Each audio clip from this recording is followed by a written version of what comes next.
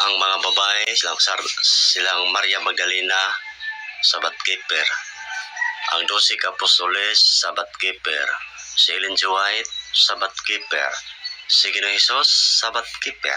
Muna ang SDA, konektado sa mga apostoles, kay puro sila Sabat Keeper.